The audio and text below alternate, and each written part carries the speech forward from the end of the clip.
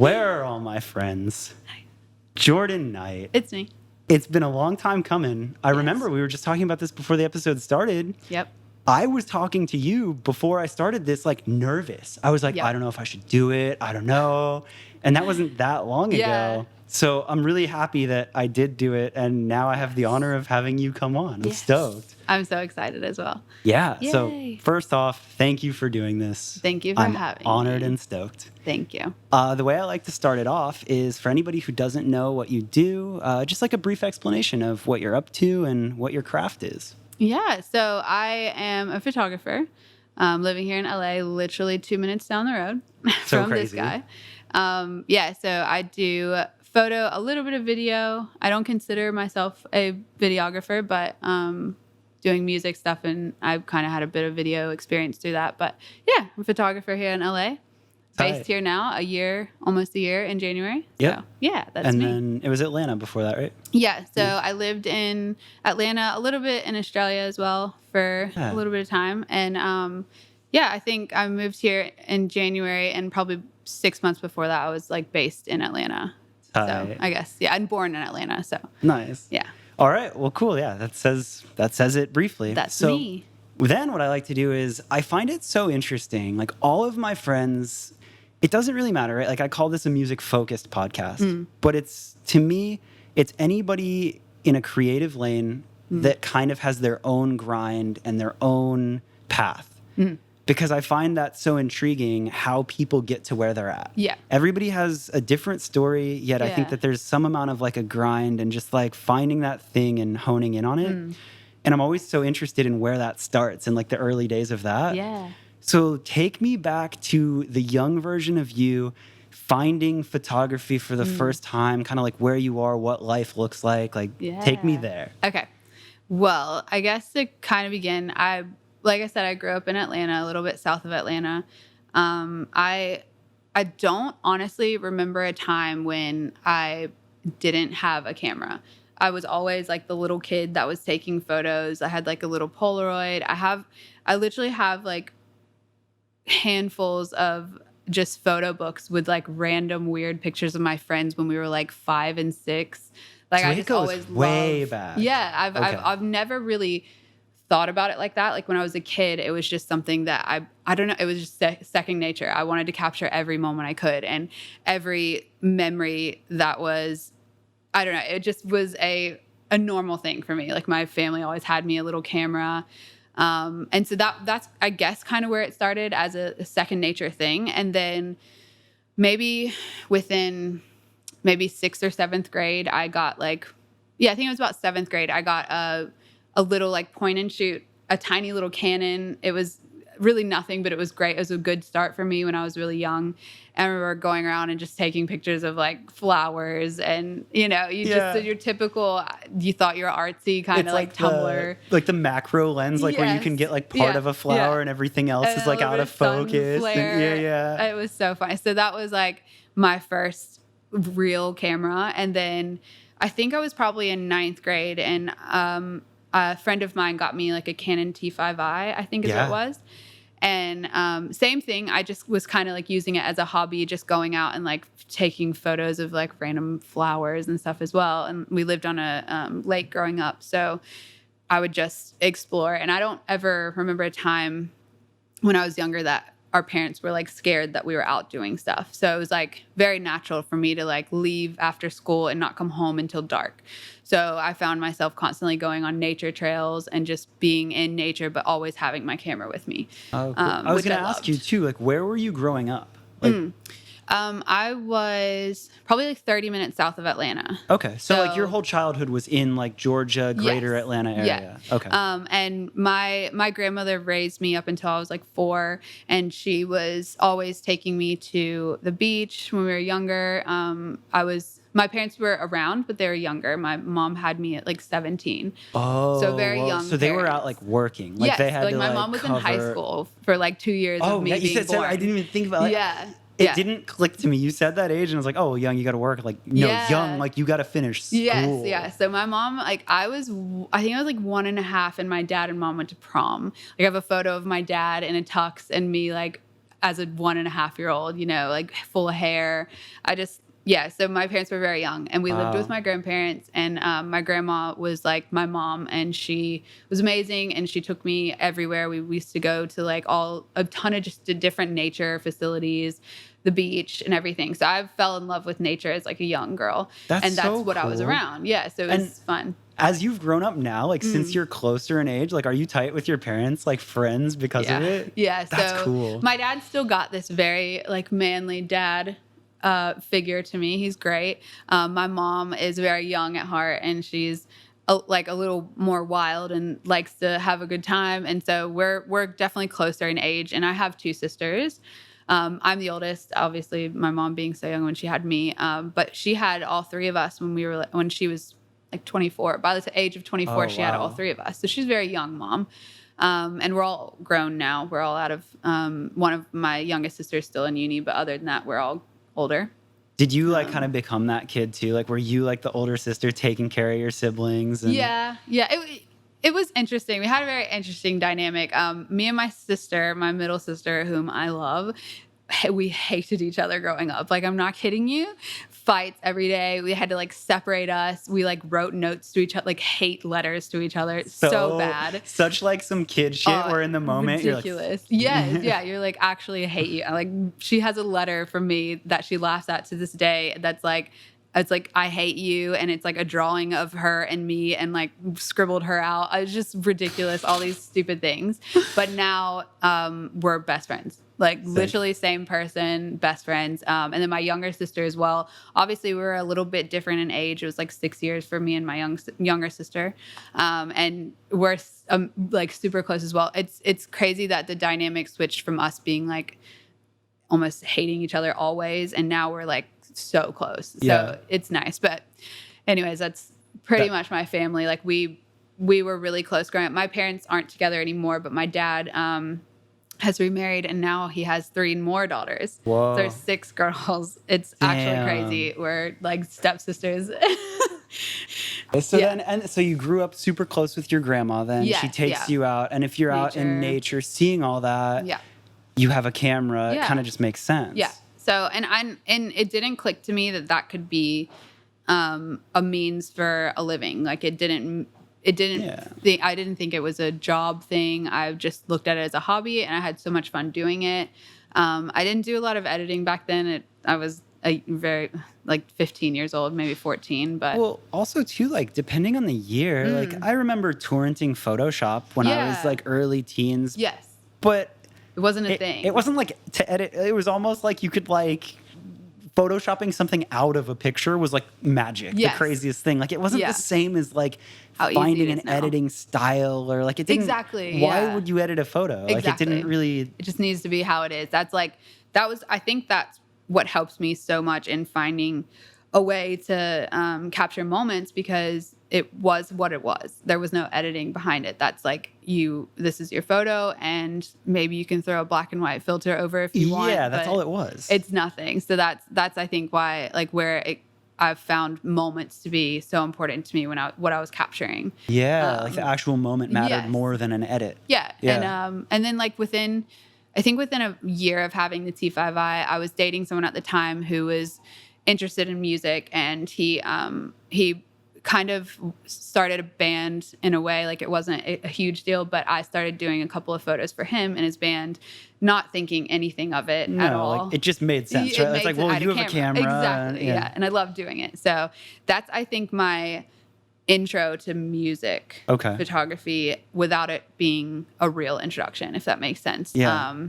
Weren't you in like tattoo community a little bit too? Yeah. So that the person that I was dating at the time got all of his work done at this one particular shop in the middle of nowhere, Georgia, like an hour south of where I was living. And so I eventually, when I was like 16, I started working for the guy that owned that shop, and he became like my family. His wife and his kids were like my family. And I was working there at like 17. So I was clean body, no tattoos yet at 17. And then for that year that I was there working, I knew what I wanted to get done tattoo wise, but my family is very conservative. There's no tattoos in the whole family. And so it was a little difficult to get my first tattoo, and it was a bit of a mess with all the family stuff, but it came around. But so I got super involved with tattoo community at that point. Going to conventions and working for a couple of different artists. That's crazy, because that could have been a career path, right? Like that's finding something like that, seeing that whole community and being a part of it. You know, like a lot of people will do that. They'll find that first thing and then just double down. And it's creative as well. It's art. And in that community, I found it to be really similar to how the creative industry with us is. It's family. So everyone involved, you feel like home. And that's why I was so involved with it pretty heavily for, years before I really truly delved in super deep with photography. That was like what I knew. Whoa, cool. So that was kind of my second. It was at the time my first love for art. And then boyfriend at the time, starting the band, taking photos just because somebody needed to take some photos. And then also he kind of had a clothing company. It was very new at the time, and so therefore I started taking photos for somewhat of a fashion line.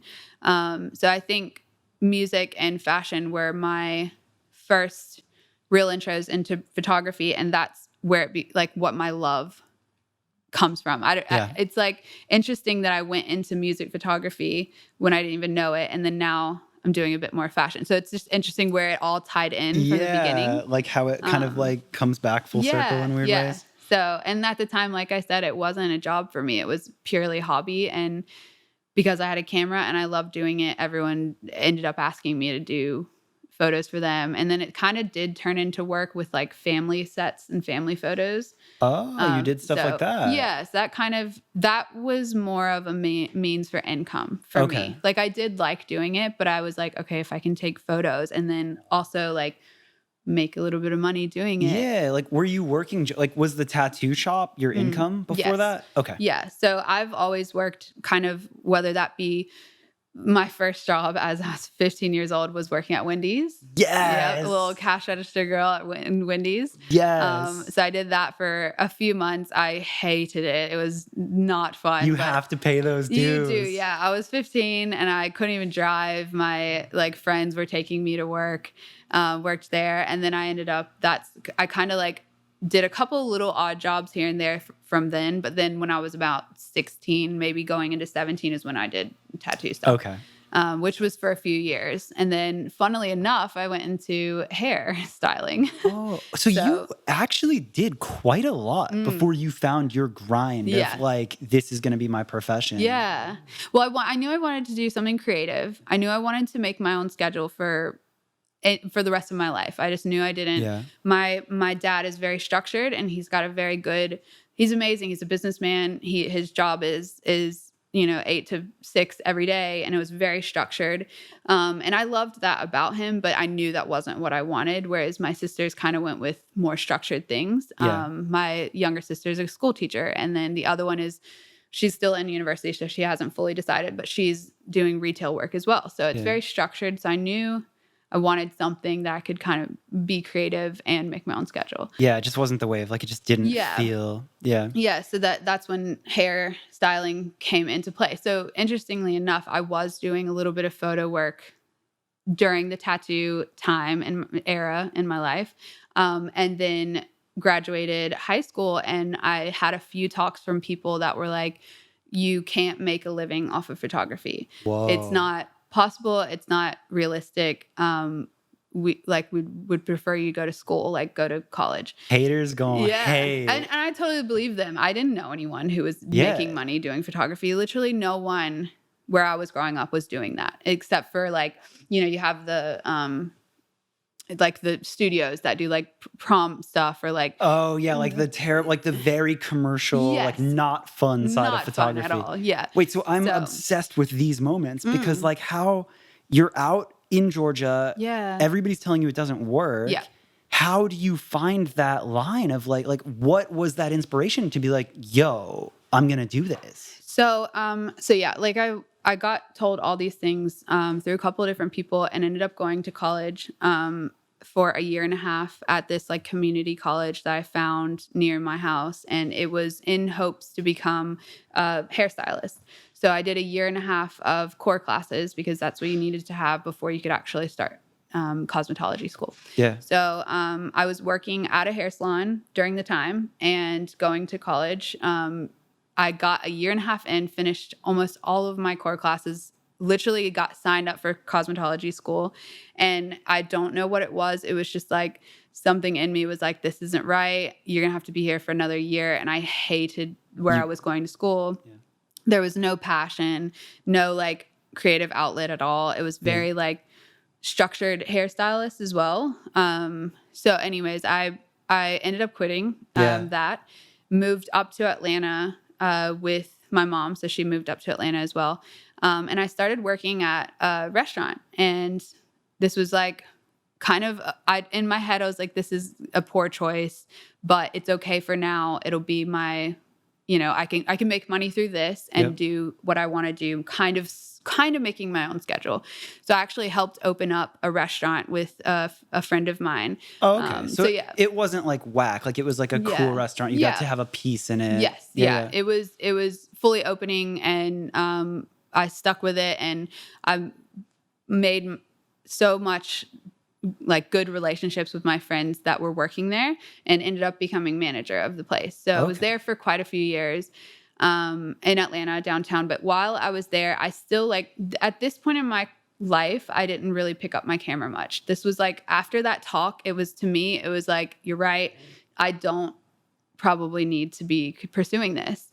So I remember I started doing like, at this point in my life, I started kind of doing modeling, which to me now I'm like, I don't even know who that person was, but it was a little bit of income, and I had tattoo work. So a lot of the stuff I was doing was like, for like magazine stuff, like tattoo magazine stuff. Yeah, and like you fit like that like alternative vibe. Or, yeah. And to me at the time it was fine, but I always look back and I'm like, that just wasn't me. I don't know, like it was just me going through the motions of people telling me, oh, you would be great to do modeling and this and that. And I remember my a friend of mine mentioned to me to come here to LA. So I'd never really been out of Georgia and or Florida, that little area. So I went to LA for the first time on a modeling trip. What? So it was a crazy life. It was so different back then. I'm blown away right now. Like, I can't believe the amount of things you've done. Yeah, like, it's just weird stuff though. Like it's so random, like for me, you know what I mean? Yeah. But yeah,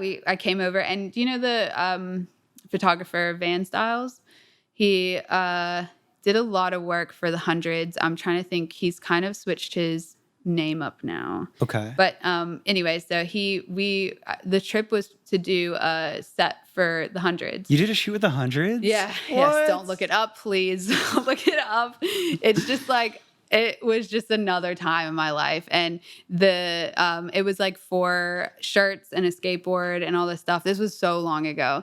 And I thought it was the coolest thing ever. I was like coming from Georgia, didn't know anyone, and it was modeling, and he was amazing. Van's incredible photographer. Now I don't think he really does much with people. He's more of a landscape photographer, and he's incredible.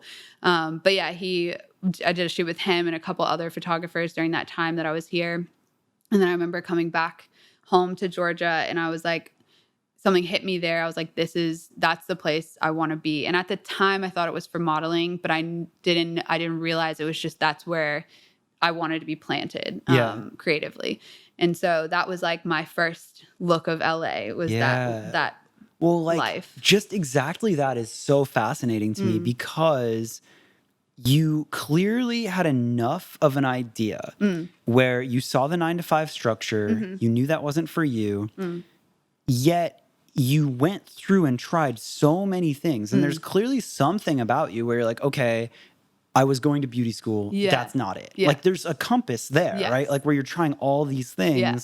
So it's fascinating to me that it wasn't this super linear path. Like as you're figuring it out, you're trying all sorts of stuff, but you just had enough of a compass to be like, okay, not this, this. And then like LA connects and you're like, Yes. okay, I need to be in LA. Yeah. In your head at the time, course. model. Yes. But then like just this progression is wild to me. I didn't realize that you've gone through this much to get to where you're at. Well, I just turned 27 like 3 days ago. And yeah, happy birthday. Thank you. But I realized like I literally sat there when I was turning 27 and I was like, I actually have been. This like 10 years ago, I was 17 and so much happened between 17 to even 25. Like it feels like an entire novel, like series of things. But yeah, I went to LA, I went to do the modeling, came back and I was like, that's where I want to be. Yeah. So I remember setting myself up to where I was planning on moving there. And then I met my past relationship, Matt. We went to Australia pretty much for like 4 years. Oh, wow. Which was crazy. So it switched everything up straight away. Wow. I was very lucky. That relationship, I was able to really bring out my photos. That was what started again, which is interesting because obviously you go to a new country, especially Australia, and I'm just blown away by everything. Like the landscape, beautiful. So I was so excited to get my camera back out and just like take photos of everything. So it sparked my passion again. I was like, this is it.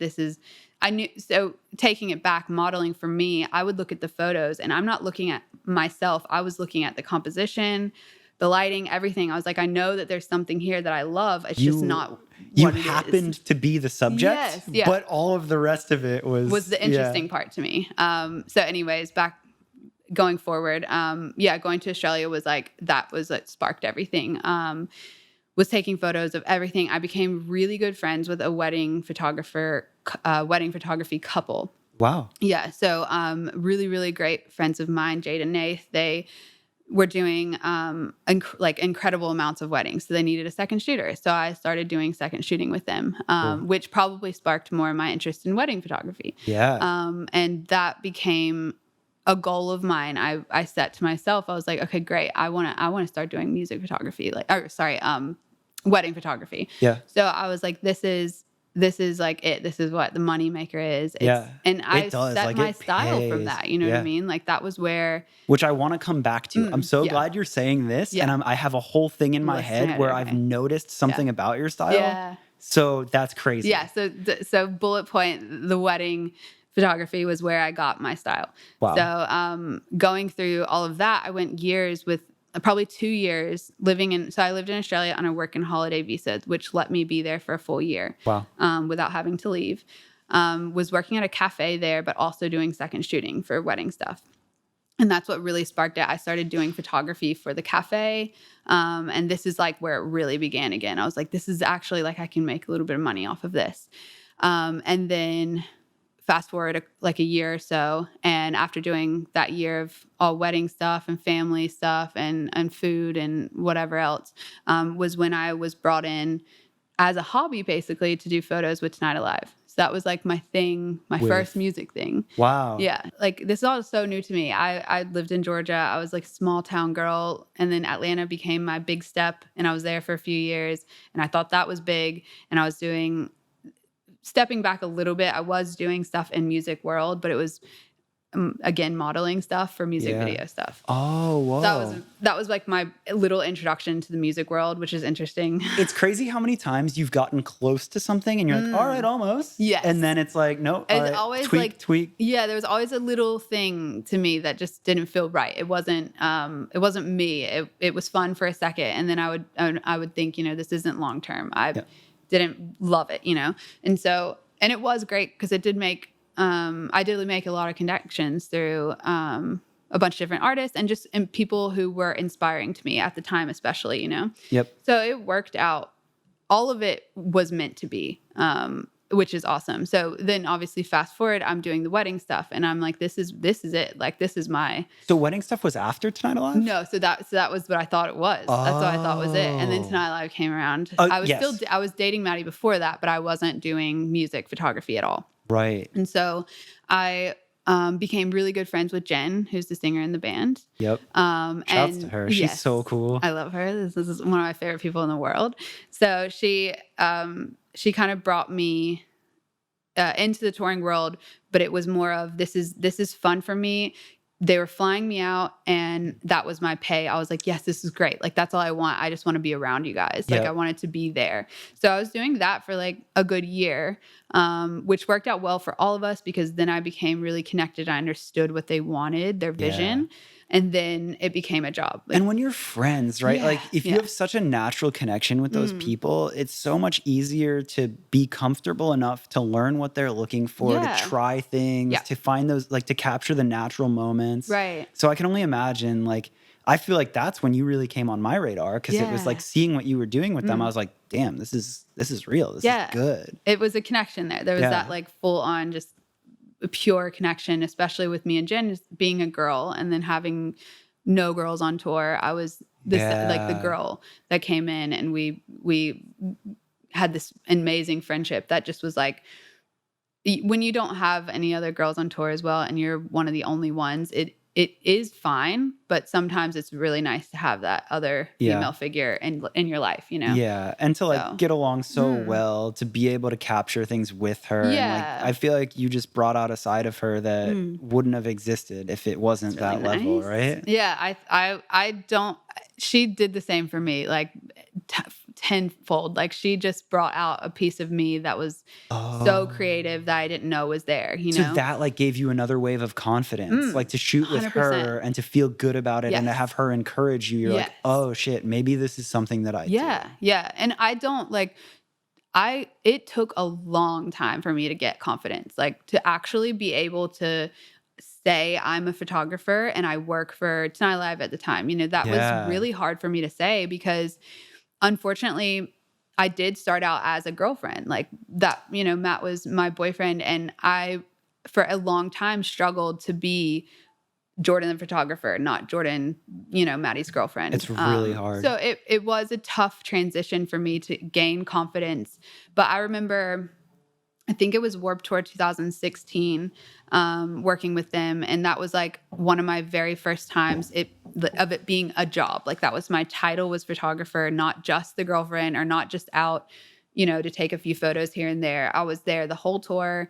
That was my job title. And that was what that was purely why I was there, you know? Yeah. And I remember getting on that tour and having like no confidence because there's just so many amazing photographers on that tour and I knew nobody really. Right. And in your head, if you're battling with like I'm just the girlfriend side of it, like that's really hard. Yeah. It made things really hard. That transition was so hard. So I remember at the very end of that tour, finally realizing I am a photographer. I'd spoken with quite a few different people, incredible people. And I was like, getting compliments on things. This was actually pretty much like, this wasn't really my time to have this style that I have, which is interesting because I was still like really experimenting with a ton of different editing styles at this point. I go back and see the photos and I'm like, this is crazy that I was like, this is what I was doing. You know, my style's changed so much since then.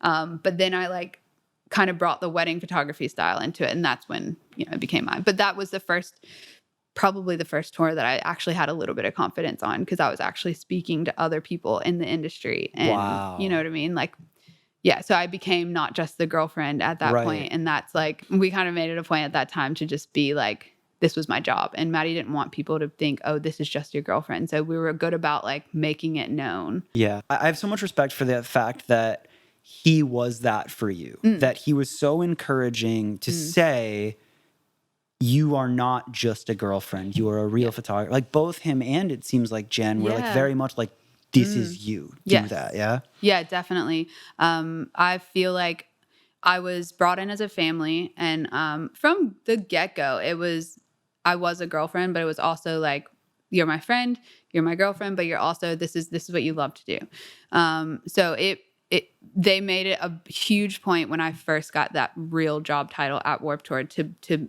let people know I am their photographer. I felt that too, because I remember like, I think that back in like 2013 or 14, I had done a tour when I was with Set It Off. We toured with Tonight Alive and they were just such incredible people. Yes. Like so kind, so good, everything. Amazing. Yeah. So I don't know your relationship, but I'm not surprised and I'm so happy to hear that they were so encouraging and so like, this is you. Yeah. And I really did feel that.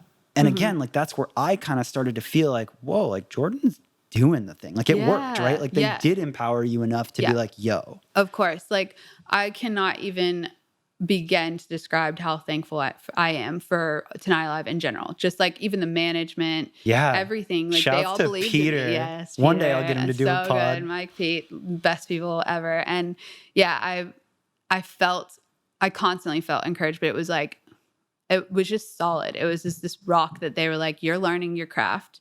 We're kind of learning that with you because they definitely had photographers and all this stuff, but they were a newer band to touring to the US. Like it was all, when you're kind of new, you're not focused on the photo video at that point. It's like, this is music, this is us. And so I was coming in with my craft, learning what I could learn. It was a very good synergy. So good. And like literally the start of a career that I didn't even know was possible. So that's really where it clicks. Yes. That's when you were like, cool. Out of all the things I've tried, out of all of the different life adventures, like this is it. Yeah. Here I am. Yeah. And I loved touring. I caught like that travel bug when I went to Australia. And then whenever I just so many experiences came with touring that was amazing. And I got to see so many places I would never have gone to if I was back in Georgia doing what I was doing. Yeah, so I've so much love and so much gratefulness in my heart for Tonight Live because that's really every one of them were my family. Like that was the solid group that helped me form every bit of like style and confidence I have for what I do now, Yeah. And then, so you're out, you're touring, you're doing it, and then you moved to LA at some point, right? Yeah. So fast forward. So that was about 2016 was when it really became my solid job. I quit everything else and that was it.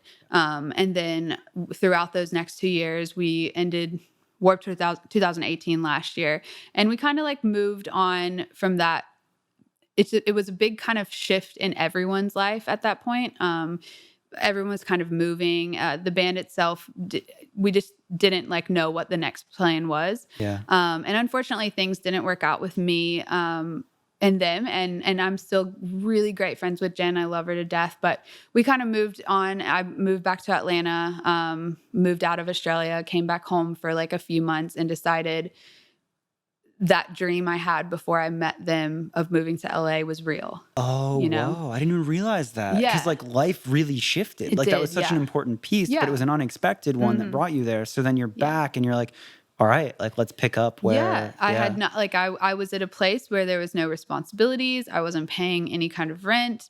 My life had kind of like, not necessarily crumbled, but definitely turned a whole new leaf of what I was doing. I had no idea. So it was an opening for me to shift and transition to LA, which is where, like I said, that dream was beforehand. And my life did change before that. I thought I was going to live in Australia.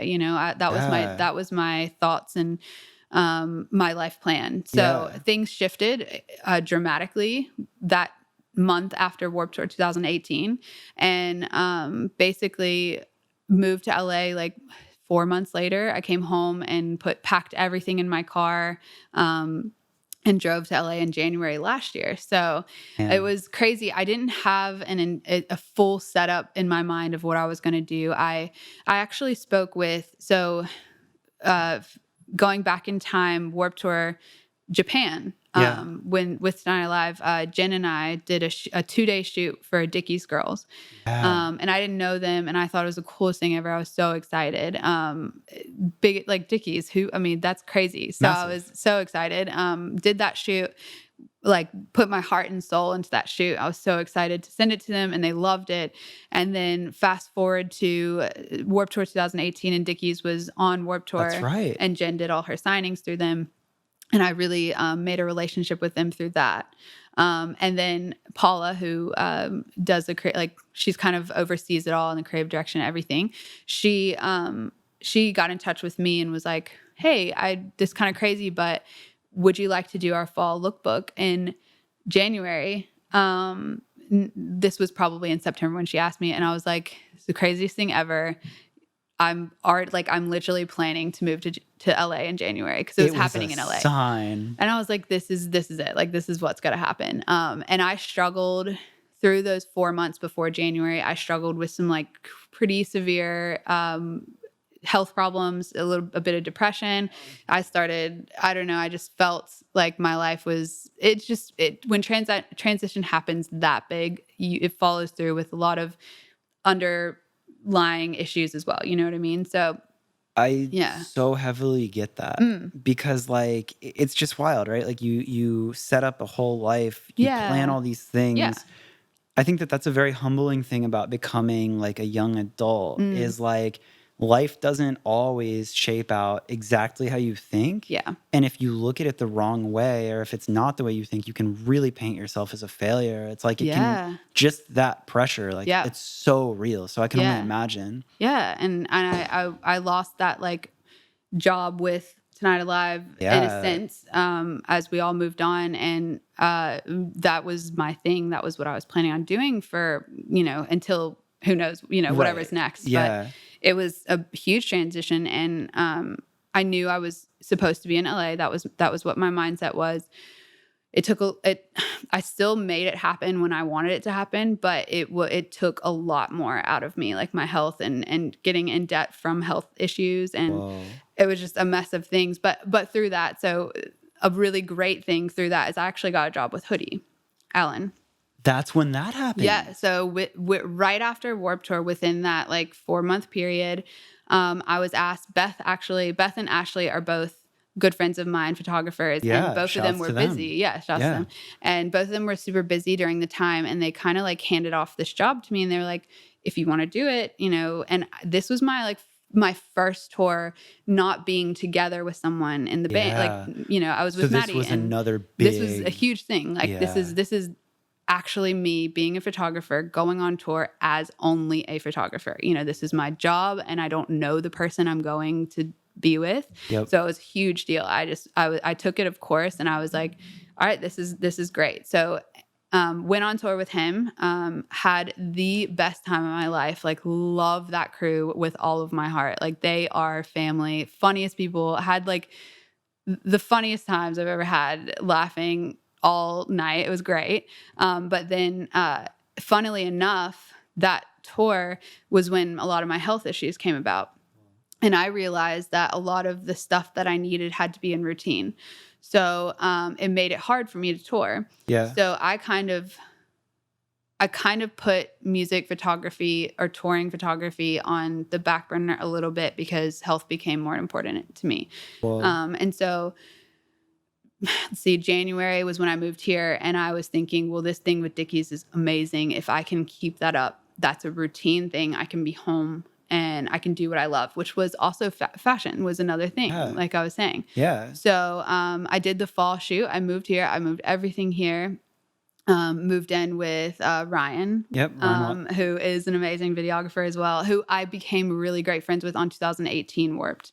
We became like best friends there. We were both going through big life transitions, and he was there for me a lot. And then Chris Blocked is another one of my roommates. Yeah. And then we had a fourth roommate as well. Not really in the creative world, but we knew we wanted to be in a house together, and we all moved from different places. Together. Yeah. So everything was starting to come together.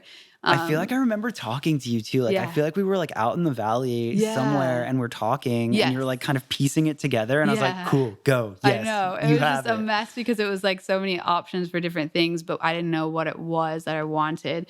But at this time, I knew moving to LA, my goal was to work only under like creative means. Like, I don't want to have a set 9-to-5 job. I want to be there doing what I love and continuing on with that job title of being a photographer. And so, moved everything over, did the fall lookbook with Dickies, which was incredible. I met Lizzie, who's their like creative director right underneath Paula, and she's incredible, and she's become one of my good friends. And so now, as of that shoot, they were happy with everything, and I've become their personal photographer, which has been amazing. So that's been a consistent, me and Lizzie get to sit down and we'll like create all these shoots, and she's amazing. She's incredible, a creative director. And so we'll get together, get excited about something, find the people that we're interested in shooting, and then go out and shoot like 4 times a month, which is so nice. So that's a consistent job that's fashion for me. Amazing. And so that was my first set of job title, like my real job title when I first moved here. So I was like, this is it. This is what I want to be doing. Yeah. This feeling is what I've always been like yearning for. This like my own schedule, my own life, my business, you know, everything. Yeah. So, which is such an accomplishment. Like, I mean, like what we're talking about this, it took almost 10 years to get to that. Like, it's insane. It seems like a linear path when you say it quickly, but that's a lot of life to get you to that spot. Definitely. And the experiences are all like exactly what I needed. And it's interesting because I told you, like, photography for me was when I was younger, that's a second nature thing. It was what I had all the time. So it has always been there. It's just there's these times in my life where it was ups and downs and different things to get me the connections, the experiences, the moments to where I can relate to so many different kinds of people with my photos, because I've been in that place and I've been in, you know, in Atlanta. That's like my hip hop world. That's like what I grew up on. And that's doing music videos and stuff like that. Working with people in those industries helped me in that. And then wedding photography in Australia, you know, that helped me, which I still do sometimes. I still have a handful of weddings I like to do a year just because I do enjoy it, but at a small pace. You know what I mean? So, well, it's cool to even hear now. It's like, it's not just one linear thing. It's like you are a now professional photographer. This is what you're doing, but you still break it up and do a lot of different things. And so now you have Dickies. Yes. You still do a bit of touring and all that, right? Like you're still like, I know you were out with Hoodie not too long ago. You've been doing stuff with Chase Atlantic as well. Yeah. So what else? I don't know if I know it all right now. So like, what does what is your day in the life, or not day in the life, but like kind of things that you've been working on now? So yeah, I did, since I've moved to LA, I did go on tour with Hoodie one other time. We went to Europe, which was really fun as well. And then after that tour, I kind of was meant to do the last tour with Hoodie, but because of the health problems that happened a year ago, I've been struggling, battling, but definitely been really consistent when I'm actually in routine. So I had to tell him, and I got Beth in there, and I'm so happy she was able to do it. Cool. They worked out so well. And so I have that relationship with them, but they both understood, you know, Hoodie especially understood what was going on, and he was there through a lot of the health issues, you know? So anyway, so that was like a little bit of my music touring life. And then just throughout the last year, I've done a bit of music stuff, more so promo. I love getting in the studio with people and just capturing those moments, because I like being a fly on the wall. I don't love studio stuff. I'll still do it. Like professional studio camera places. Like I love doing that, but that's like spotlight on me. Whereas I like to be that fly on the wall. So I've done a few shows and a few things with the music world. But my main thing has been fashion. And then, but yeah, like with Chase, the thing is I'm not there like touring photographer. It's Ryan's their guy. But because I'm there and, you know, I'm dating Mitchell and we kind of all have this creative vibe going on, I was able to start doing like some stuff when Ryan wasn't available. So like, it's almost like music has become more on your schedule of like, you can take the things that inspire you or the things that you find fun, but really your grind is in fashion, and you don't have to exhaust yourself on the road, stuff like that. That's cool. Which I still love touring, and I will still do it. Like with Chase and stuff, I'll go out and it's really just fun. I'm there for fun, and I love it, and I get to have a good time, and there's no pressure on it. That's awesome. And I have Ryan there, and I love Ryan, and we get to kind of be creative together. Like the last show when we were in New York, on not their previous tour, but the tour before that, and in the US, was their biggest show in the US, was sold out New York. And that was great because Ryan was like, hey, you want to like help out with some video stuff? I guess I shouldn't paint it like that, right? Because Ryan is their dude. Is, absolutely. But like, again, I do some of their other things, like promo stuff, magazine stuff. We've done a lot over the last year. Like I said, it's a lot of it because Ryan can't be there, and that's I'm happy to step in. That's a cool part to talk about. Is like, I think that when you find your core group of friends, you know what I hate is like the competitive. There's not enough room for everyone. This is my band. This is my artist, and like you've said it a couple times in the story. When you have the right people around, everyone's kind of looking out for each other, and it's like if you can't do a gig, you have a friend, and then a friend recommends you, and it's like. that community is magic, right? Yeah, so definitely. It's cool that you have that now and you've really built that. Yeah. And we love, like, when we're in that family, I've never felt that like competitive nature with, especially like with Ryan and Chris, who I live with, and we're throwing work around to each other like literally all the time. You know what I mean? Yeah, like I'm happy to talk about that because I hate that other mentality. Yes. Of, like, there's not enough room for everybody, and like it brings this unnecessary like ugly feeling in your stomach, and you're never fully comfortable or genuine, and you can't be creative that way anyways when you're thinking so hard about other people being better than you. And don't get me wrong, as a business owner and a creative, of course naturally you're going to feel some like maybe tension or something, but there's never reason to act on it, and it's always it's on you that feeling's there. You know what I mean? Like it's something you need to work on, and that's what I have been able to work on with such a good community around me. You know what I mean? That's so sick. And so And then can I talk about Nicole Richie? Like, you do stuff with her too, right? Yeah, of course. Yeah. So that's another thing that came from the fashion side of things, right? Yeah. Yes. So Josh Madden, he does a lot of the styling for Chase Atlantic and is also obviously brothers with Benji and Joel Madden.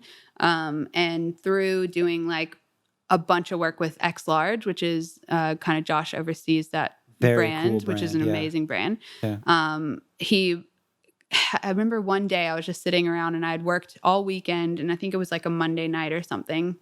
And he basically texted me at like 10 at night and was just like, "Hey, you got anything going on tomorrow?" And I was like, "Actually, no, tomorrow is pretty much my only day off."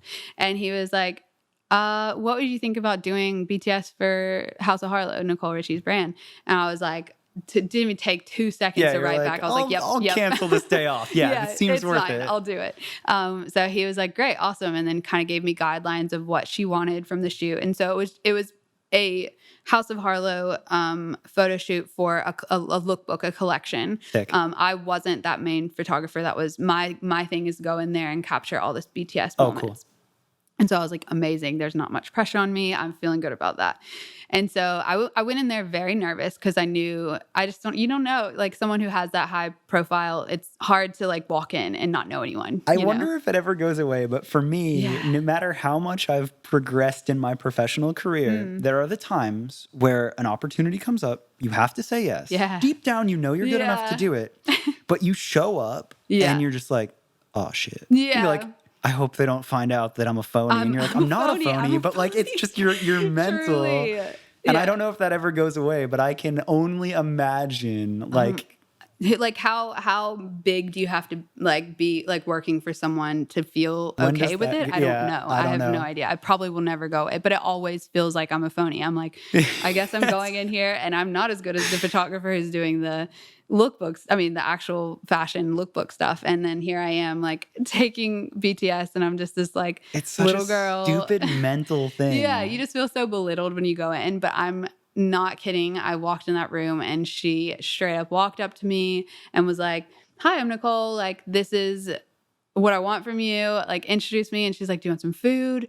Like, here's some water." So really like broke welcoming. That wall of like, oh shit, real quick. Yeah. Cool. Like, has the kindest heart, just wanted to make sure I was welcome and I was taken care of. So from that moment on, I just kind of was able to let that guard down, let those walls build away. And I was just like, okay, this is it. This is what I want to do. I like came out of that shoot and I was just like, this is the feeling I want. Yeah. Like, fashion is here and I'm getting to capture moments of someone who, you know, a lot of people look up to, and she's a fashion role model, you know what I mean? So it was just insane coming out of that. And so anyways, I kind of changed all of my style up editing this because she wanted a very film look and a very genuine, super grainy film look. Yeah.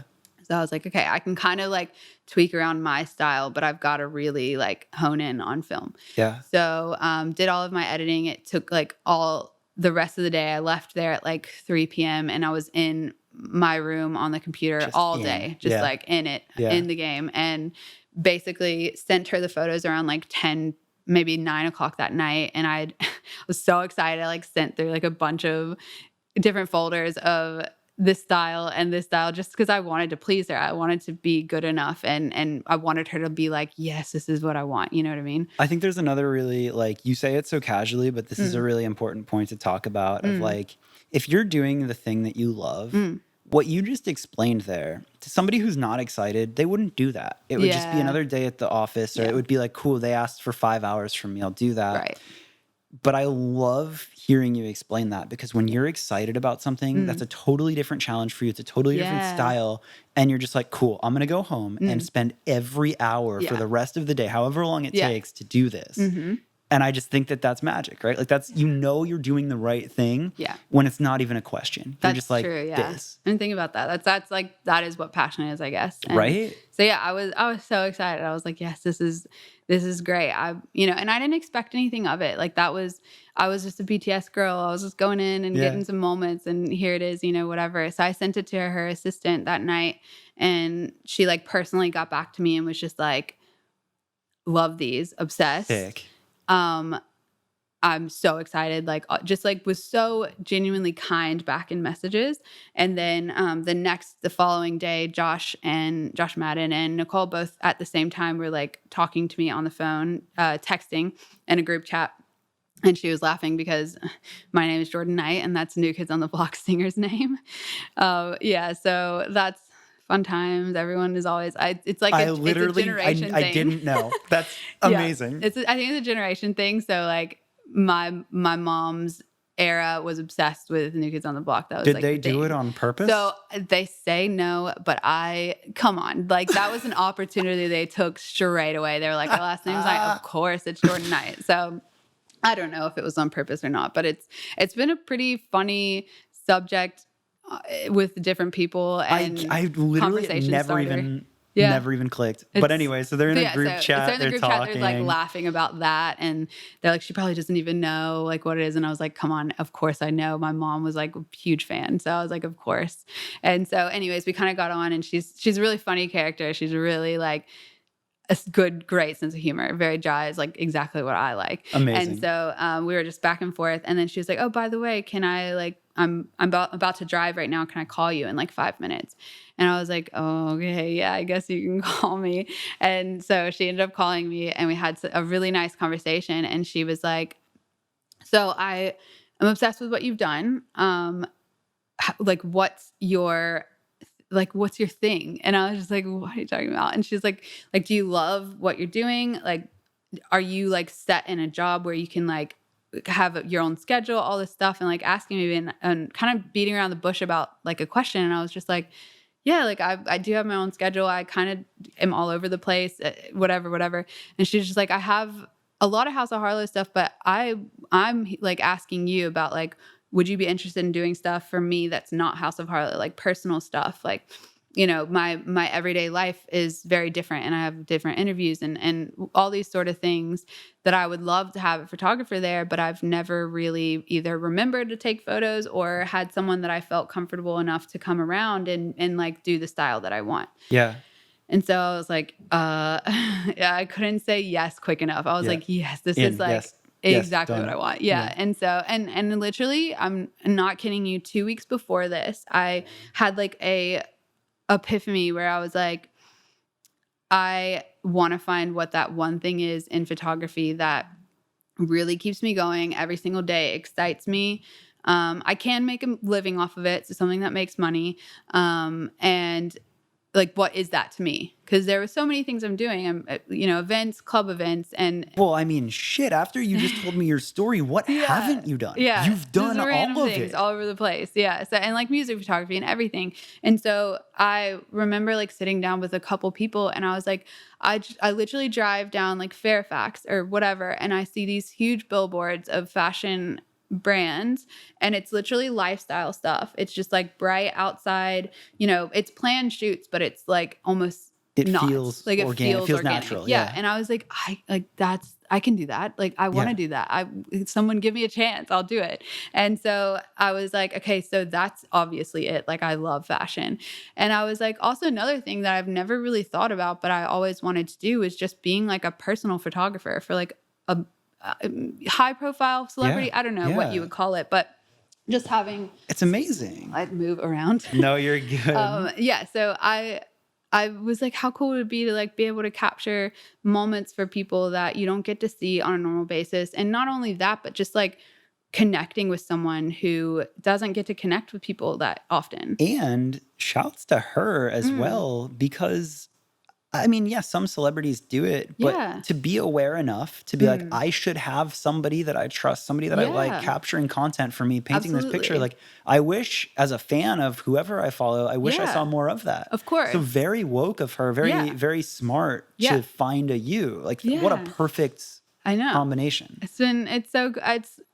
It's a dream for sure. It's not a crazy, like, consistent thing because she is still like a mom. She's a family person. She's very family orientated. She's married to Joel, and Benji also like manage Chase Atlantic. So it's kind of interesting how this cycle is with me and like my career, but also my boyfriend and my friends, everything's kind of intertwined, and it wasn't before, but it wasn't like it was planned. You know what I mean? It's all been through showing actions of, this is what I do. Like for Josh, it wasn't because I was dating one of his clients. You know what I mean? It was like your work spoke for itself. You came and showed I worked an for opportunity. him. You know what I mean? I think that really is an important thing to say too, right? Because people can look at that and kind of try to penetrate a circle in the wrong ways and like just like date into something. And that's not something that's all that respected, and it's shitty.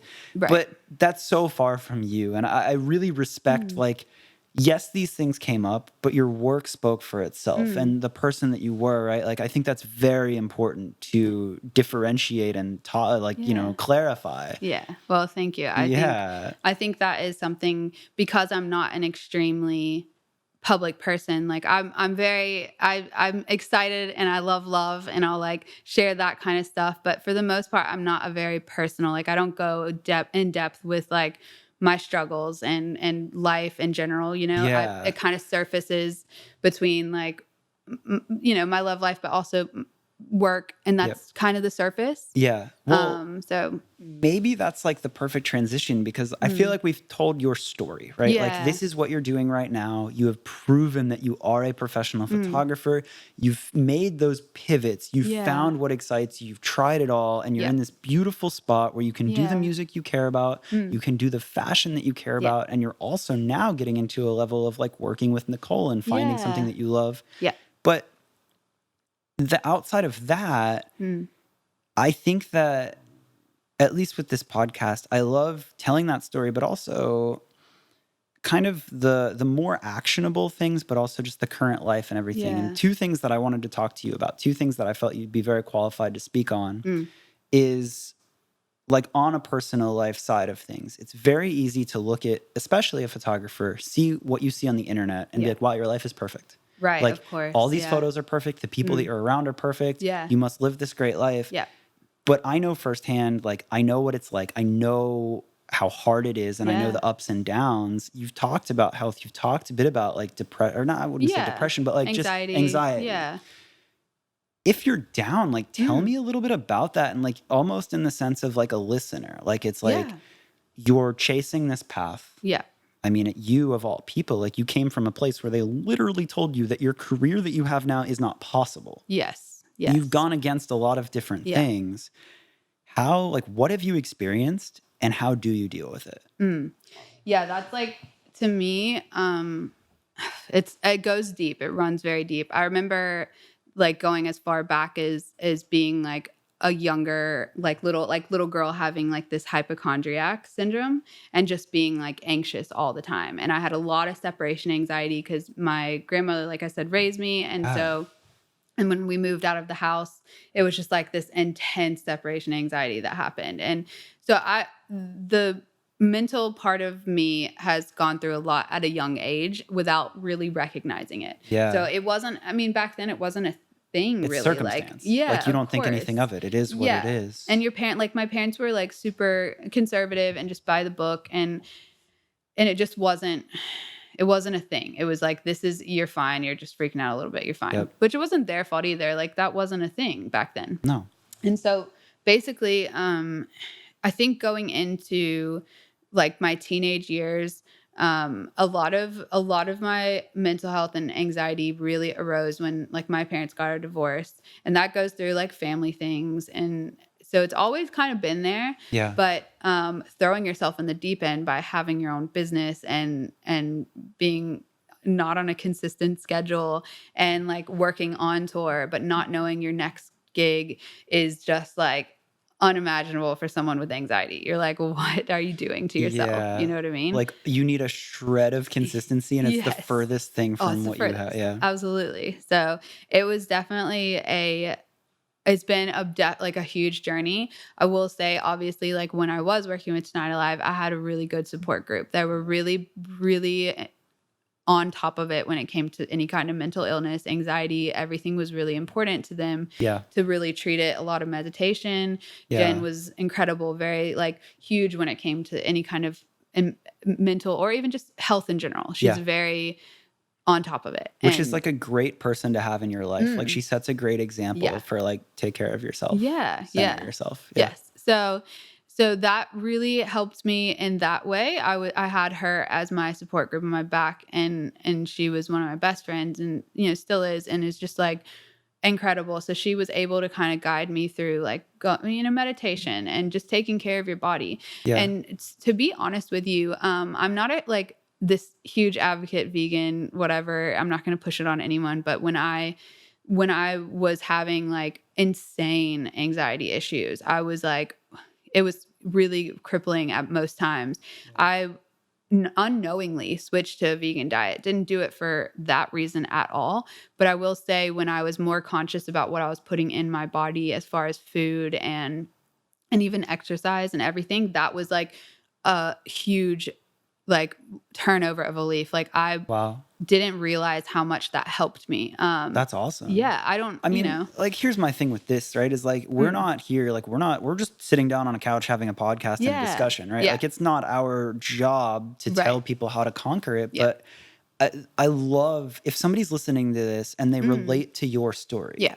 Then like, this is just you. This is things in your life that you've experienced and how you're dealing with them. Yeah. And that's cool to me. Like everybody's different. Everybody's going to experience it differently and get over it differently. But it's cool to have the discussion and hear from somebody like, oh, this is what she does. Yes. That's cool. Yeah. So that was like my starting guide to getting my life like in my own hands as far as like, you know, diet goes and exercise. That became extremely important to me. And it became so important because I did see a difference in like my depression and anxiety changing. Like that was huge for me. And I'm not saying that's going to work for everyone, but for me, that was a big deal. I was able to kind of get a hold on my own mental illnesses for the first time ever. That's and huge. Instead of like letting it freak out and then being like, it's okay. And then, you know, like pretending it didn't happen and keep going. It was a way that you could be cause, not effect to it. Yeah. Yeah. And it was not ignoring it. It was, I'm changing my whole like diet, my whole life, which it wasn't for a mental illness cause at that point, but it did help that so much that I was like, wow, this is huge for me. And so I think that was where it started, and that became a thing for me that I was able to do whenever I felt like an anxiety issue was coming on. That's awesome. It's awesome to have anything actionable. Yes. Yeah. And it was, you know, it's just it's not hard I would bring my running shoes on tour, or, you know, in Australia, especially, obviously the weather is amazing. Like everything was beautiful there. So it's easy to just throw on a pair of running shoes and go and run, you know? Yeah. It was just the times that were like, I would go home and it would be raining and cold and I'd start feeling anxiety, and I'm like, okay, I'll push through this and just go for a run, you know, or meditate, or, you know, something. It was just like those hard times that pushed me into making it a routine, regardless of my circumstances around me. That's awesome. On tour, you know, you go into cities, you're parked in a city, you know, you just make it work. You go for a run through the big buildings and, you know, we do a workout in the green room, like that. You just make it work, which is what helped me to tour for so long with those, you know, ongoing anxiety issues. And then I think it was like last 2 years ago, I went through like a pretty big like mental breakdown because I know this sounds crazy, but I'm 25. I swear I had a quarter life crisis. It was crazy. I never felt like that. It was insane. 25, I'm like, what is going on? What's going on with my life? And this was like right before, so this is in winter before that Warped Tour of the summer, which kind of changed everything for me. So it was like, I was just like, what am I going to do? What's next? Like, I'd been touring with Tonight Live for years now. And I was like, this is what I do love doing. This is awesome. But I don't know what it is. I just think there's something else that I'm like, I want to do. And eventually I did learn that that was to be here. Yeah. But at the time I didn't know that that was And it just anything. felt like a mysterious doom. Yeah. It just was like this like weight on my shoulders, and I felt like something was wrong with me, and I was going through like big changes with relationships in my life, and I ended up like kind of starting going to like therapy. So I went to therapy Oh, for a wow, couple yeah. months and was able to be like super open with that, because it's so important. People think of it as a weakness, but I know, I can't believe that. Like, to me, like the idea of like therapy, it's like, I'm not here to say what therapy or Yeah. what you find, but just like the idea of like, take care of yourself. And like, Yeah. there is help. There is Yes. help. And like, you are Talking able to about talk it. to people and Yeah. like, whatever that is, whatever you Yeah. find, it's important. Yeah, and it's important to be like, and important to speak to someone who isn't biased. Like, Right. someone who Yeah. doesn't know your life. They don't know who you're with, what's going on. They're just like listening to your side of this story that That's kind of cool. comes out, and you're so trusting because they don't know anyone. You know what I mean? So it's, Yeah. I find that, you know, it's not a weakness. It's one of the biggest things that I found, because I went through so many weird, different experiences in my life, and I had a lot of regret, you know, just through different experiences. And through this therapist, she was just like, you're going through what's called shame. Your shame is basically where you are bad. It's this idea of you being bad. But then Huh. guilt is, I've done something bad. So there's a Interesting. difference between being shameful of yourself and thinking you're a terrible person, to being guilty and knowing that what you've done is bad. Right. Like there's the huge difference of the differences. core of your being is bad, and Yes. you're like, fuck, I don't want to be bad. Exactly, yeah. Versus like, I have fucked up and that is my bad. And Yeah. if you're able to recognize that, 9 times out of 10, you're guilty. And that's important. That's actually a really cool, like, I've never heard anybody explain it like that, but I completely understand that. Because if Yeah. you have a good heart and then you start Yes. painting a picture that you're this bad person, Yeah. like, that'll fuck you up. Absolutely. Where like, we all make mistakes, we've all done things Yes. wrong, but to look at that differently and Yeah. to shift that perspective, that's really cool. To Thank you for understand- sharing that. Yeah, Fuck. of course. I went through that, and I was like mind blowing. I was like, you're right. Like I'm being shameful, and that's not me. I know I wasn't this bad person. I just was so guilty on certain things, and I wasn't able to have an outlet to talk about that except Yeah. for through this therapist. Yeah. Like I had great relationships and good friendships, and I was just always this person who wanted to hide all those guilt feelings and all those like, I just want to be like a good, I just want to be easygoing. And like, I don't want to bring someone down and thinking about all these things that I feel so badly about in my past. And, Right. And I was with people that couldn't really relate to that. Like, Yeah, and it's that hard makes it sometimes. hard too, Yeah. you know?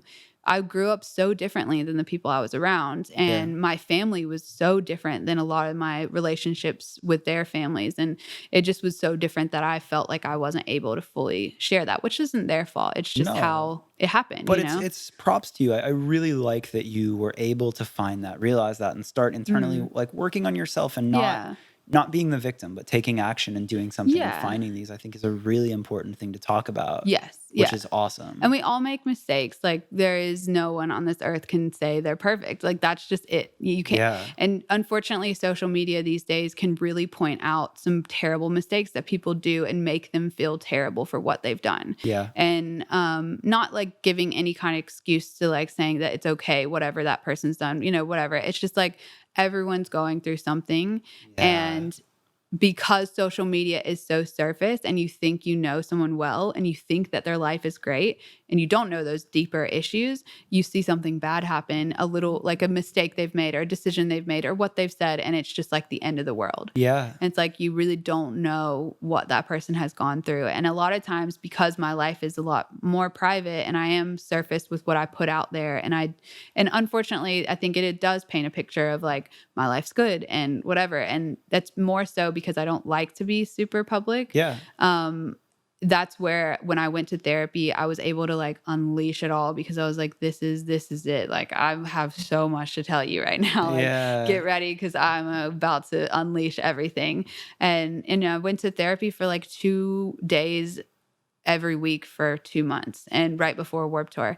And I finally like the interesting thing was is I went to therapy for one reason and it wasn't even near to what we finished on. Like I went out of it and I was like, this is actually a healing on me. And like, cause I felt guilty about a lot of things that had happened and I just thought I was a terrible person, but then it transitioned into me being able to talk about my family and talk about, you know, the bad experience that I've had in life that I haven't been able to just talk about. And then and I went into Warped Tour and I was able to have a good mindset going into it because I was able to use the books that she gave me, my therapist, and the apps, like the mindful app, like, you know, my meditation apps and stuff like that. That's cool. Yeah. Yeah. So. I mean, like, again, like, I just think that's cool. Like, I appreciate you being so real about it and talking about it because I think it's really important to just own that and to set that example and like break that idea that everything is so perfect in the social media thing because that'll fuck people up. Absolutely. Especially in the creative side of things. So that's cool.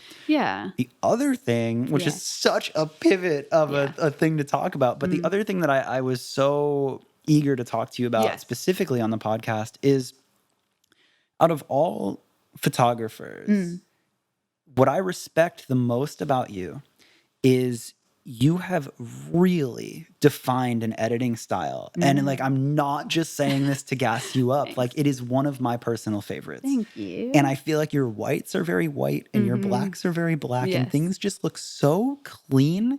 Yet there's like a little bit of a grain and like your colors, like it just feels defined. If anybody's listening, obviously go look at your work and see it.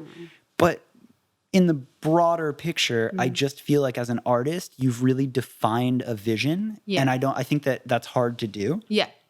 Then you were just telling me where you felt like you had that figured out. Yeah. You had to go and challenge yourself to completely redefine it for a new client. Yeah. So if somebody who is a creative, maybe even specifically a photographer is listening to this, how do you find your thing? How do you perfect that? So kind of going back, my style really developed in wedding photography.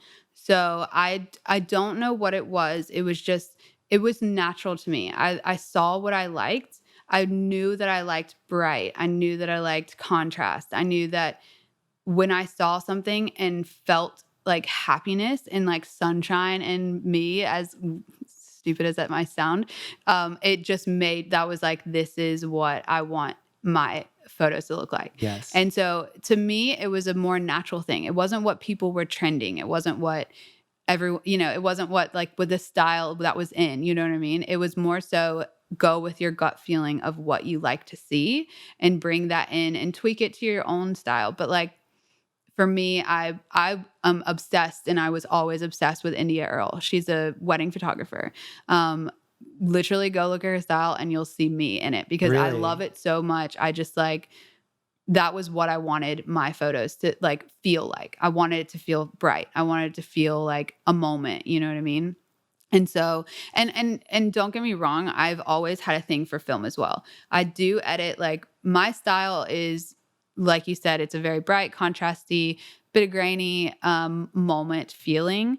That's for a lot of my clients. That's what they hire me for. Yeah. But for fun, I still like to shoot film. I'm not an expert or anything, but I do love the feeling of what film gives you. Yeah. You're able to have that moment and it feels like you're a fly on the wall, you know? Yeah, and it's just like it's a hobby for me. I always had a little point and shoot, like a little Canon, some kind of film camera with me at all times just to capture like 2 moments, and then later I'll develop my film and I'll get so excited because I'm like, this wasn't even like, I didn't need to do that. Too, right? Like there is no editing. It's just like, oh, this is it. Yeah.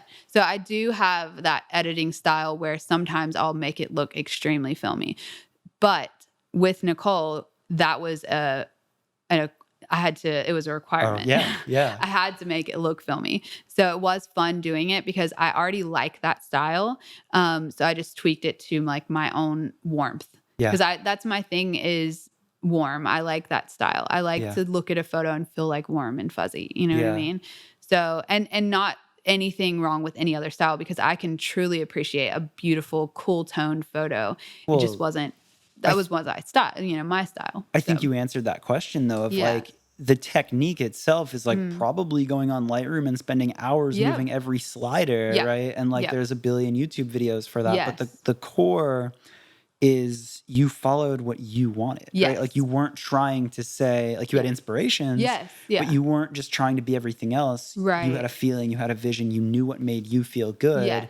And it was just the finding that and figuring out how to execute that. Yeah, that gut feeling that I remember one of the first times I edited a photo of Jen, and it was outside, and I had like natural light flares coming in, and I like edited it to the exact way I wanted it to. And that was probably one of the defining moments of my style. And I just remember being like, this is the feeling I want to have when I look at my photos. And it was like that gut feeling. You had like a specific photo that changed the game for you. Yeah. I mean, that's sick. I just remember looking at it and I was like, this is great. I'll have to like send it to you maybe or something. Yo, yeah, that would be awesome. Yeah, I feel like it was like that Warped Tour 2016, and there was just like, we're outside performing on one of the main stage or whatever, and it was just like perfect lighting. And I was like, not only did the sun kind of just give me my style pretty much, but I felt it like then when I remember taking it too and being like, this is great. So I think as far as like style goes and trying to make your own style when you're editing, it definitely needs to be natural, because everyone can kind of give presets, and that's great. And that is nice to follow through with your people that really like move you and their style. You love their style, and that's great. It's a great foundation. Yeah, it's 100% great foundation. And I think that is important to have people that you value their work and you want to not necessarily be exactly like them, but that's who you look up to. And that's great. I think that's extremely important. You should always have a list of people that you're like, this is great. Like, I love looking at theirs, and it's inspiring. Yeah. But as far as that goes, tweak it to your own, like make it feel like it's yours, because then later you may not have those presets or, whatever. You know what you like. You know how to make it what is yours. Don't rely on it. Right? Yeah. Like, don't rely on know the definition of yourself. Like you can define it. You can do it again. You could replicate it if you. Yes, exactly. Yeah. So I think gut feeling, being natural. And then as far as like editing for me, I'm just on Lightroom. That's like my thing. I'm not a professional when it comes to Photoshop. I'll do it. It's not my favorite. I just like having those moments, and I like the flaws. I like the flaw part of, I don't want to make someone's face look insanely perfect, and I don't like that. There's a time for that. Yeah, absolutely. There's a time for that, and I know that I'm just not in that world. Right. Like that's not required of me to. Well, that's a cool thing to define too, right? Like you could have chased that path. Yeah. If that was what you were passionate about, you would have learned it. Yeah. But you've kind of learned yourself enough to know, like, my style, what I'm excited to work with, isn't that. Yeah. So and I'm going to live over here with this. Yeah, of course. Yeah. And it's just like I said, going back to that gut feeling of what you love. And it's the same for any creative. I think it doesn't have to do with just photography. Like people in music, you go with that gut feeling of what you like, and then the passion and the love comes out of it, whatever it is. You know what I mean? So that's like art, period. That's what your craft is. And if you love it and you're passionate about it, it'll show through what you're doing. So that's pretty much what that world is for me. You just said that so well. That's so cool. I love that. That's true though. It's true. I mean, you can tell when somebody's not passionate about something. It just looks like, and it's kind of easy to move on from it. But when you hear something that's just like, or see something that's just like, there's so much love behind that or whatever, you know it as soon as you see it. And don't get me wrong, there are, in every single job you have, you're going to have stuff that you're not passionate about. You kind of have to push through that kind of stuff. And there's times to step back from stuff and think, okay, what am I doing? Why am I doing this? And then maybe even put your mindset of, if you're working for someone that it's not super exciting and the work isn't exciting to you, just know that it's your work and you're being shown like through this. So even if it isn't super exciting, you do it, you make it happen, and you move on from it. And that's fine too. It's okay to not have everything perfect and passionate all the time. Yeah. So I think those two, like you can kind of almost make it a game or like a challenge to yourself where you're like, okay, I know this isn't it, but let's make the best of it. Yes. Let's see what we can do. Here are our parameters. Here are like the limits that we have. Yeah. What's the best I can do here? And then you're done. And that's going to happen at the beginning of careers anyways. You're going to have so much work that you don't want to do. to get to where you want to be. And that's just it, period. That's your job, to build clientele, to build genuine, not necessarily like people who are inspired by you.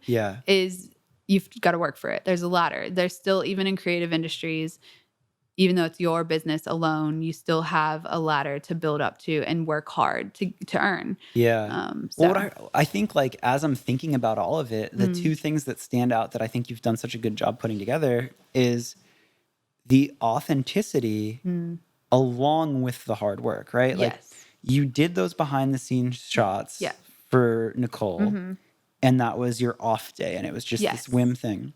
You go, you do it. You don't know what that's going to be, but you push yourself and you know you're going to go work hard. You follow your authenticity. You know what you like to shoot. You know, like, what you're going for. But then you went home and edited for hours. So I think, like, that's something that I really love, is now you're being hired for your authenticity, for your look, for your vision. But you've matched that with hard work. You have that because of the hard work. And it's a really cool combo to see come together. But I think you put that really well, of how you get both and how you have to differentiate, but also do both and not be above it. You're gonna be put down in certain ways, and it's the real world. You're gonna have times where you're not gonna want to do anything, and it's still a job, and you got to make a living. So you just step back, like I said, and you put your mindset in the right place, and you think, well, okay, this is someone else who is expecting from me what I do on a normal basis. So you make it work, and you know, you can be excited about, like, the next thing. You know, there's always going to be things. If you're working hard, there's always going to be something. And if you're doing what you love to do, then, I mean, there's not much to complain about when you have to do a silly little job that you're not obsessed with, you know, like, the little things come and go, but you're still doing what you love, you know? That's church right there. I love that. Yeah. Damn. I feel like we did the thing. You just dropped a lot right there. Yes. Did I miss anything? Oh, I feel like we just spoke about my whole life, but yeah, I think we went over everything. But I do actually want to, like, go over a little bit of more of when I first moved to LA, and like, please, go. What helped me? Like, I feel like my with the band, with the Chase Atlantic band and Mitchell, and it is a personal part of my life, and dating Mitchell and everything. But I do have such a huge, like, gratefulness for them as well. Like, they not only, like, helped me have the full, like, I'm way more confident now with what I do than before with them, because not only have they, like, carried me to, like, connecting with certain people that I would never have connected to, which is also, I don't want to, I do want to separate. I did work hard for it, and I do have my own style, but there are people in your life that you can be super grateful for, that believed in you and pushed you to do certain things. And I definitely find myself, like, I would have never got a lot of the opportunities if it weren't for the connection. Like, they followed through. They did the connecting part, and then I followed through with my work. So it was a two-step thing that I feel like I have so much, like, love for them, period. And they're my I love, this is my family now. Like, that's who I am, you know, that's my life is with them as well. Like, that's my personal life as well. But also being in this professional world, I have so, like, I don't know. I see their love for what they do, and the love that they have for the music they make, and their style, everything, their vision. And I get to be excited because it pushes me to be better in every sense. Well, you know what I mean? I mean, I think something that I see there is, like, you were at a spot where you're saying, like, shit was bad. Like, you come home, you're in Atlanta, you know you want to move to LA, but, like, things were not the way you thought they would be. It was really rough. You had a leap of faith moment where you knew you had Dickies, but that was about all. And LA is expensive. It's not like one Dickies campaign is going to be like, well, fuck it, I can pay rent for a year. But you make that jump. And in that, you then, like, you have this community, and you have Chase and Mitchell. And that is amazing to have that support and that inspiration. And, like, the leap of faith paid off, right? And now here you are with your family, and, like, That's so important. It's so good and amazing. If you're not empowered by the people around you, Yes. it's really hard. Yes. Yeah. So I found that to that be- is a really important piece to Yes. touch on. And like, you didn't know that it was going to maybe happen exactly how Yeah, it did, of but here course. you are, and it's life changing. Yeah. And you make the most out of every experience you go through. And like I said, I did go through a period where regret was a really big part of my life, and it changed a lot of who I was, and it didn't let me or allow me to be confident or empowered or anything. It really did hold me back. So being able to move to LA and put myself in a position where I'm alone, I'm living on my own, paying rent. I'm big girl now, you know what I mean? Yeah. I have to do what I have to do as an adult. But to also be able to do that, but also live like my soul is like a child again, and just be able to be so happy in what I'm doing, who I'm with. I feel like genuinely this is where I was, it's where it's meant to be. Regardless of however it got me there, this is like the feeling that I was yearning for as like a kid. And there are plenty of times where I felt that way throughout my life. But I don't know, something that you just feel it's different. It feels like this is important. No matter what happens around me, I'm still exactly where I want to be and independent. That's another thing. I wanted to be independent. I wanted to be here. And regardless of whoever was in my life, I wanted to be able to set a business for myself that had nothing to do with personal life. Yeah. And that's what I've done here. And I love that so much because now I can also have this beautiful personal life with love and relationships and family, but also have this business that people can be involved in as well and be like inspired by the people around me. And you know, it's so great. You guys live 2 minutes from us. Like it's insane, the community that is around us. And even if we don't all see each other all the time, it's nice just knowing you have like someone around. I have So two close. things to say there where like one, like I broke my leg, 3-4 months ago. Yeah. Oh gosh. And I almost like, it was a moment where I was like, I could move back to Florida. Yeah. And it almost felt like that was the sign. Yeah. And I didn't because of what you just explained. Yeah. And there was something there where I was like, I want to be around my people and that spark and that energy. Yeah. So I completely understand. And I think you just said that so well. The other thing is I'm so happy that we're doing this podcast right now because what you just explained is such like, you had the grit to keep going. Like people could have stopped. You had the times of uncertainty, but you just explained it. Like it's here. It's the ideal thing is here. And you feel that like that young, youthful, like this is it. Yeah. And I'm so happy. Like so many people become jaded. So many people have failures and all that. Yeah. But you are proof that you just kept going and you defined it. So that's so cool to capture that moment right now and to tell that story, right? Yeah, like, it's true. That's live true. for I didn't that. think about that. That's like life is really good right now and it is nice. And by all means, I know I'll have so much more to go through. So many experiences. I'm 27. I understand I'm not, you know, when I was 21, I was like, oh, I'm 27. I'm going to be married with kids and a house and whatever. Life changes constantly. Yeah. And I understand there's going to be some like trials and tribulations. And I understand that. And I know that that's a part of life. Yep. But it's nice to sit there in the times like these where it's like bliss. And you're like, this is why I'm doing what I'm doing. The experiences I've gone through only brought me to this beautiful, better place. And what another experience is going to come, I can think about what I've gone through to get, and it only gets, it can only get better when you're that low. And like just to appreciate these moments and to take that second to be like, there's more to come. Yeah. But like, here's a win. Let's take the W. Exactly. Of course. And I'm very impressed with like me not failing and just being like, no, you know what I mean? Because it's easy to, and not any kind of like pat on the back for me, but anyone in this industry, it's a pat on the back for everyone who's doing it because it's true. You never see those deep, dark times. And it is getting better. The social media side of things is turning into a point to where you can talk about it. It's a platform now to where it's getting better, but it's still hard. It's still like a surface level thing. So yeah, I don't know if this applies to anyone who's listening, but I mean, life is not always like what it looks like on the outside.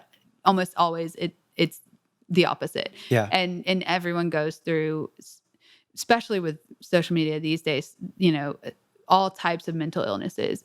And unfortunately, we're feeding into it. And I think it's important that regardless of whatever's happening in your life, you make that the most important thing. You talk about it, you get out there, because geez, we see so many terrible things happen these days when people ignore the illnesses that are going through their heads, especially, like, let you be proof that you did deal with it, you did talk about it, and you did take action, actual real action. Yes. And now we have this little moment where you're like, yo, shit's rad. Yeah, That's cool. Exactly. A lot of bliss right now. So love that. thank you.